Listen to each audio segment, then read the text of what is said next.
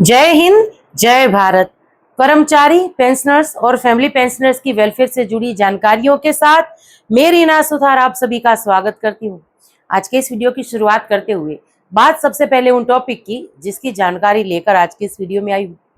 देखिए, कल के वीडियो में हमें बहुत सारे कमेंट्स मिले हैं जिनमें हमारे जो पेंशनर्स हैं या फैमिली पेंशनर्स हैं उन्होंने अपनी पेंशन संबंधी समस्याओं को शेयर किया है। कहीं एरियर को लेकर जानकारी मांगी गई है तो कहीं पर जून महीने की पेंशन को लेकर क्या अपडेट है ये पूछा गया है। तो चलिए आज के इस वीडियो में विस्तार से एक एक करके इन सभी कमेंट्स के बारे में बात करते हैं। वीडियो में आगे बढ़ने से पहले आप सभी से निवेदन है कि वीडियो में अंत तक बने रहिएगा। इस चैनल के माध्यम से दी गई जानकारी अगर आप सभी लोगों के लिए यूजफुल रह रही है तो लाइक और शेयर कर दीजिएगा। इस वीडियो को हाइप करके हर एक कर्मचारी पेंशनर्स तक वीडियो की जानकारी पहुंचाइएगा।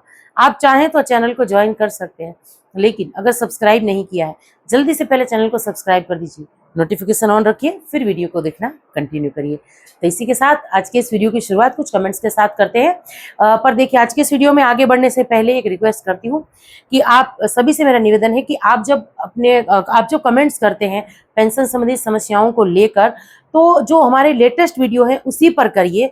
अगर आप पुराने वीडियोस में कमेंट करेंगे तो वो कमेंट्स जल्दी से हमारे सामने नहीं आएंगे। अब ऐसे में क्या हो रहा था, हमारे बहुत सारे पेंशनर, फैमिली पेंशनर्स ये कंप्लेन कर रहे थे कि मैम हमारे सवालों के हमें जवाब नहीं मिल रहे हैं। तो यही वजह है। तो एक रिक्वेस्ट है कि जो लेटेस्ट वीडियो होते हैं उसी पर आप कमेंट्स करिए। चलिए सबसे पहले ये कमेंट देख लेते हैं।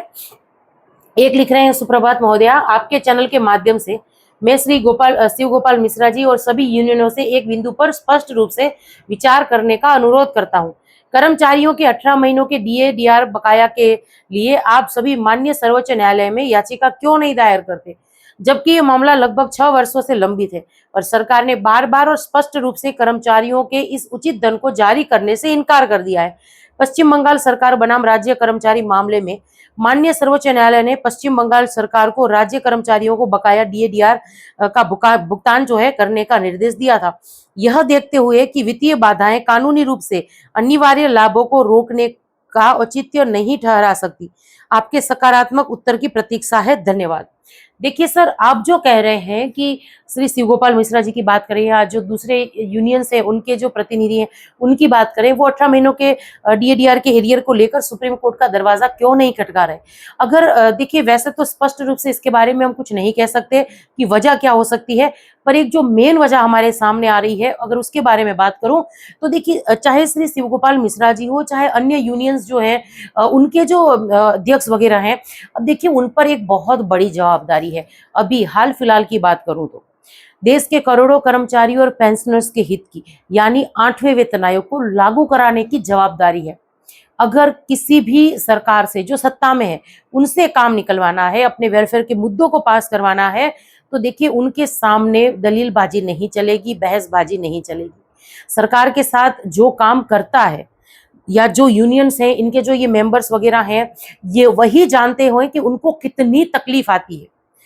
बहुत आसान है हमें कहना कि हम मेमोरेंडम दे दें, ज्ञापन दे दें, हम सरकार से ये कह दें, सरकार नहीं मानेगी। वेतन आयोग भी अभी जो लागू करने की ये सारी प्रक्रिया चल रही है, मुझे ऐसा लग रहा है कि यूनियंस वगैरह जो है उनका फोकस अभी फिटमेंट फैक्टर पर है। 8वां वेतन आयोग सही से लागू हो जाए, अच्छा खासा फायदा मिले, किसी के साथ भी अन्याय ना हो, इस बात पर सबका फोकस है, सबका कंसर्न यही है कि अभी एक बार सिर्फ 8वां वेतन आयोग सही से हो जाए और उसको लागू तिथि 1 जनवरी 2026 से मानी जाए। 18 महीनों के डीए-डीआर के एरियर को लेकर उसके बाद भी काम हो सकता है। तो मुझे ऐसा लगता है, ये मेरा मानना है कि शायद ये जो कर्मचारी यूनियंस हैं वो इसी वजह से जो है अभी कोई अगला ऐसा कदम नहीं उठा रही हैं। बाकी आप इस बारे में क्या सोचते हैं कि 18 महीनों के डीए-डीआर के एरियर को लेकर जो ये केस है माननीय सुप्रीम कोर्ट तक क्यों नहीं पहुंच रहा, क्या इसकी वजह हो सकती है? कमेंट्स के माध्यम से जरूर से शेयर करिएगा। चलिए अगला कमेंट देख लेते हैं। एक लिख रहे हैं कि मैडम जी, दादाजी जो है रिजर्व पेंशनर्स हैं, रेगुलर सिपाही के लिए कैसे क्या करें? देखिए योगेश जी, इसके लिए आपको मुझे कॉल करना पड़ेगा। मैं आपको गाइड कर दूंगी कि आपको क्या करना है, कैसे करना है। रिजर्विस्ट पेंशनर्स भी जो हैं उनको सिपाही रैंक के बराबर पेंशन मिलनी चाहिए। हालांकि ज्ञापन वगैरह तो सौंपे गए, कुछ रिस्पॉन्स नहीं आया है। पर जो हमारा लीगल ग्रुप है उसमें जुड़कर आप उससे जुड़ी हुई एडवाइस जो है बिल्कुल फ्री में ले सकते हैं। फिर ये आपका डिसीजन रहेगा, आपको इसको लेकर कार्रवाई करनी है या नहीं करनी है। चलिए अगला कमेंट देख लेते हैं। एक लिख रहे हैं कि मैम 8 पे कमीशन में फैमिली पेंशन सर्विस पेंशन जैसा होना चाहिए क्या, ये प्लीज कंफर्म कीजिए। देखिए फैमिली पेंशनर्स जो हैं उनको भी सर्विस पेंशनर्स के बराबर 100% पेंशन मिलनी चाहिए। तो इसके लिए जो है एनसी जेसीएम स्टाफ साइड की तरफ से मेमोरेंडम गए हैं, ज्ञापन सौंपे गए हैं, मांग भी गई है 8वें वेतन आयोग की कमेटी के सामने। जो मीटिंग्स हो रही है उसमें भी बात हो रही है। अब इसको लेकर जो भी डिसीजन होगा मैं जल्दी से शेयर कर दूंगी। चलिए अगला कमेंट है। एक लिख रहे हैं कि हाय मैम, मुझे आपसे कुछ पेंशन से संबंधित पूछना था। सर आप कमेंट्स के माध्यम से पूछ सकते हैं, विस्तार से आपकी जो समस्या है पेंशन से जुड़ी हुई आप शेयर करिए, मैं उसका जवाब दूंगी वीडियो में। और इसके माध्यम से दूसरे बहुत सारे ऐसे पेंशनर्स होंगे जिनकी ऐसी ही अगर कुछ समस्या है तो उनको भी इससे मदद मिलेगी। बाकी अभी थोड़ा सा समय की कमी की वजह से मैं व्हाट्सएप पर जल्दी से रिप्लाई नहीं दे पा रही हूँ और इस बात का मुझे दुख भी है। लेकिन अभी क्योंकि एक अलग सहकारी संस्था से मैं जुड़ी हूँ जो एक सर्विसमैन हमारी फैमिली पेंशनर्स और उनके डिपेंडेंट के लिए काफी अच्छा काम कर रही है, तो उसमें मुझे थोड़ा सा ज्यादा समय लग रहा है। चलिए अगला कमेंट है। एक लिख रहे हैं कि गुड मॉर्निंग रीना मैम, जानकारी बहुत अच्छी लगी। मैम मेरे हस्बैंड 1989 में रिटायर होने के बाद किन किन सर्कुलर का एरियल मिला कि नहीं, उसी समय में जो है 22-23 साल की थी तो मुझे नहीं पता है। अब कैसे पता करें कि मिला कि नहीं? पीपीओ सिर्फ एक ही जो रिटायर थे तब आया था वही है। प्लीज मैम आप रिप्लाई दीजिएगा मुझे। जय हिंद जय भारत।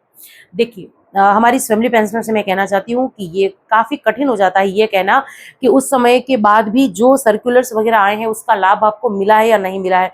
क्योंकि देखिए सोशल मीडिया की अवेयरनेस की अगर बात करूँ तो सोशल मीडिया के माध्यम से जो अवेयरनेस फैली है, आप सब लोगों को जो जानकारी मिल रही है वो कम से कम मतलब 2015 के आसपास से ये सब कुछ बहुत ज्यादा बढ़ गया है। तो आज पेंशनर फैमिली पेंशनर्स को भी पता है कि कौन सा सर्कुलर आ रहा है, मिला फायदा नहीं मिला।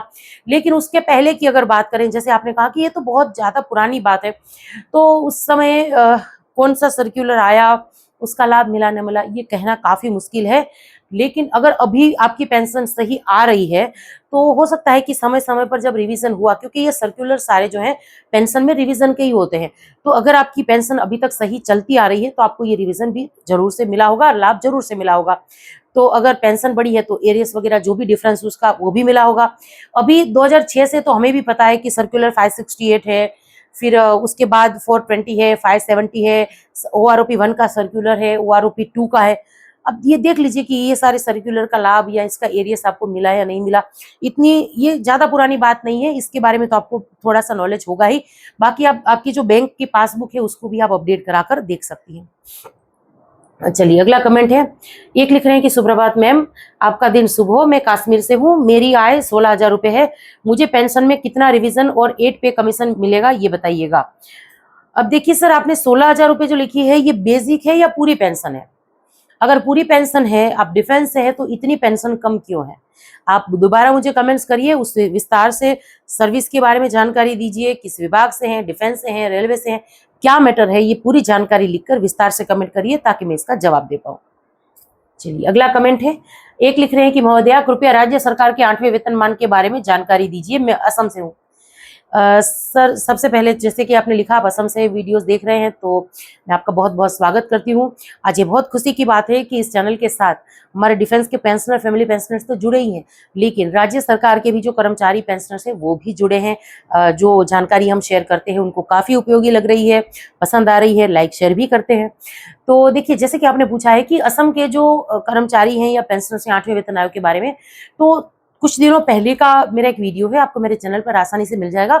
उसमें राज्य सरकार जो है, जितने भी हमारे राज्य हैं देश के, उनकी जो सरकारें हैं तो उनके कर्मचारियों को और पेंशनर्स को अभी कौन से वेतनमान के वेतन जो आयोग है उसके हिसाब से उनको पेंशन मिल रहा है, सैलरी मिल रही है, उसके बारे में डिटेल में मैंने बात की है। जैसे यहाँ गुजरात की बात करूँ तो गुजरात में 7वें वेतन आयोग को लागू कर दिया गया था। वेस्ट बंगाल की बात करूँ तो बंगाल में जब बीजेपी की सरकार आई है तो उन्होंने जैसे कि वादा किया था कि हमारी सरकार आते ही 7वां वेतन आयोग लागू कर देंगे, तो वहाँ तैयारियां शुरू हो चुकी है। उसी तरीके से सभी राज्यों के बारे में बात की है मैंने, उसमें असम के बारे में भी बात की है। अब कुछ राज्य ऐसे हैं जिन्होंने अपना अलग से वेतन आयोग बनाया है। अब ये पूरी डिटेल आपको मेरे उस चैनल पर मिल जाएगी, एक बार देख लीजिए, काफी आपको यूजफुल लगने वाला है वो वीडियो। चलिए अगला कमेंट है, एक लिख रहे हैं कि जून की पेंशन का अभी तक कोई भी मैसेज नहीं आया है, पेंशन वही पुरानी वाली ही आएगी, बढ़कर कैसे आएगी? जी सर, मैं भी यही कह रही हूँ कि सोशल मीडिया में जो अलग अलग वीडियोस में आप देख रहे हैं कि जून महीने की पेंशन बढ़ी हुई आएगी, जुलाई महीने की पेंशन बढ़ी हुई आएगी, तो ऐसा कुछ भी नहीं होने वाला है। और अगर जून महीने की पेंशन का मैसेज भी आ जाएगा, कोई फायदा नहीं है, मैसेज आपको पुरानी पेंशन का ही होगा। जून महीने की पेंशन में कोई भी बढ़ोतरी नहीं हुई है। अब मैसेज की बात करूं तो जून की जो पेंशन का मैसेज है 20 या 21 तारीख से, यानी कल परसों से आना शुरू हो जाएगा स्पर्श टीम के द्वारा। बाकी जिनकी पेंशन बैंक से आ रही है 26 तारीख से क्रेडिट शुरू हो जाएगा। और क्योंकि इस बार जो 30 जून जो पेंशन हमारे खातों में स्पर्श क्रेडिट करेगा, तो शायद मंगलवार का दिन पड़ रहा है, छुट्टी वगैरह भी नहीं है, तो समय से पेंशन जो है सभी के खातों में क्रेडिट हो जाएगी। चलिए, एक लिख रहे हैं कि इन्होंने लिखा है कि ये ईएमई से रिटायर है और सी ग्रुप से 15 साल 11 महीने हवलदार करके ये रिटायर हुए हैं, तो मुझे ऑनरी नायब सूबेदार की पेंशन मिल सकती है क्या, प्लीज बताइए। सर, हवलदार रैंक से जो भी रिटायर हैं पेंशनर्स, और अगर उनको रिटायरमेंट के बाद ऑनरी मिली है तो ही उनको ऑनरी नायब सूबेदार का पेंशन मिलेगा, अदरवाइज नहीं मिलेगा। तो चलिए, यही कुछ जानकारी थी जिसको लेकर आज के इस वीडियो में आई थी। अब ये सारी जानकारी आप सब लोगों को कैसी लगी कमेंट्स के माध्यम से जरूर से शेयर करिएगा। इसी के साथ आज के इस वीडियो से विदा लेती हूँ। जय हिंद।